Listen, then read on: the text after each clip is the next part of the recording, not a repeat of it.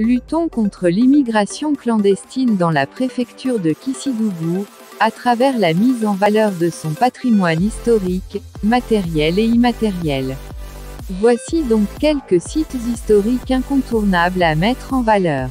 La chute de Bundo dans la commune rurale de Banama, considérée comme l'une des merveilles de la nature dans son état naturel, elle fait partie des sites historiques et culturels les plus visités de la préfecture de Kissidougou. Située au cœur de l'immense forêt du village de Bundo, elle trouble la tranquillité et le calme de cette forêt, voire même les habitants du village. Aujourd'hui, cette très belle cascade naturelle avec sa grande piscine, offre d'énormes potentialités, dont celle hydroélectrique, moteur de tout développement durable, et un moyen de réduction de l'immigration clandestine. La chute de Kélédou Pomo dans la commune rurale de Yédémilimou. Serpentant dans la forêt et entre les collines du village de Kélédou Pomo, le marigot de Makona offre une chute à un débit d'eau très considérable durant toute l'année. Elle est l'une des destinations les plus prisées pour les curieux et les nécessiteux. À cause de ce patrimoine historique, le village de Kélédou Pomo est devenu le premier producteur d'ananas dans la préfecture de Kissidougou. Cette communauté compte aujourd'hui électrifier le village, transformer ses produits locaux en place et lutter contre l'exode rural, à travers la mise en valeur de cette chute. La grotte de Voliane, une habitation souterraine dans son état historique perdue dans la forêt de Toufoundou, commune rurale de Yédémilimou, la grotte de Voliane est considérée comme étant l'une des habitations souterraines les plus anciennes de Guinée. Avec une profondeur de plus de 1000 mètres, elle a servi de lieu de cachette en cas d'attaque des ennemis. Scientifiquement inexplorée, cette grotte cache dans ses entrailles d'innombrables d'objets historiques laissés par les occupants. On y trouverait dedans une mare au sable blanc, des ustensiles de cuisine, des instruments de travail et tant d'autres objets précieux pouvant les identifier.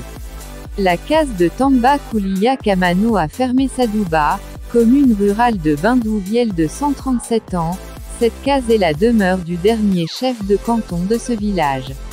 Au-delà de son caractère d'habitation, elle avait son côté mystique, que seuls les initiés de la forêt sacrée connaissaient. C'est le cas des travaux de la couvraison de sa toiture. Seuls les hommes de la forêt sacrée prenaient part à ces travaux. Les non-initiés se réfugiaient dans la forêt jusqu'à la fin des travaux. Les 3 pierres d'Albadaria dans la commune rurale d'Albadaria.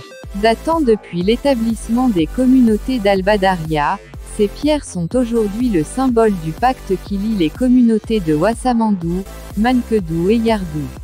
L'initiative est venue de Ali Badara Tunkara.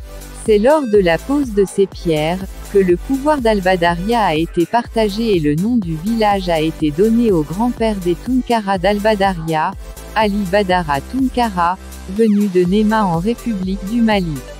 Les 3 pierres de Mara, dans la commune urbaine de Kissidougou, elles sont aujourd'hui considérées comme le symbole du pacte qui lie les communautés de Kissidougou, à savoir Faramaya, Frinsola et Tia. Elles datent depuis 1870. La place aux 32 pierres de Mara, commune urbaine de Kissidougou située dans le district de Mara, ancienne capitale du royaume de Faramaya. C'est ici que la première assemblée générale entre Faramaya, Frinsola et Tia qui a abouti à la signature du pacte de Mara a été tenue. Le mausolée de Mori Souleymane Savané à Mara, commune urbaine de Kissidougou, ici est la tombe du maître coranique et d'armes de Kissi Kaba Keita. Venu de la République du Sénégal, il était un grand marabout. C'est suite à ces menaces que le pacte de Mara a été initié. Et c'est lui qui a représenté la communauté Tia lors de la signature du dit pacte. Le deuxième cimetière de la famille Keita dans la commune urbaine de Kissidougou.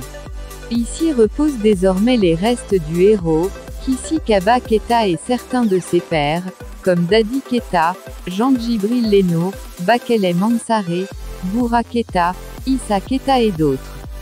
Aujourd'hui ce fameux cimetière est menacé d'extinction si sa mise en valeur n'est pas faite et une partie de l'histoire de cette famille royale va disparaître.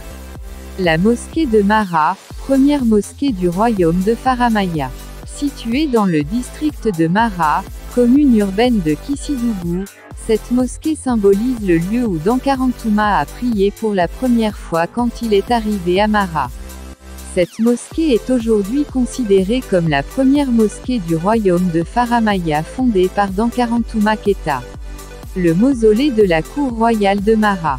Situé dans la cour royale, ce mausolée contient 3 tombes dont le père de Kissi Kaba Keita, Silimani Keita, tous des descendants de Mansa Dankarantouma Keita.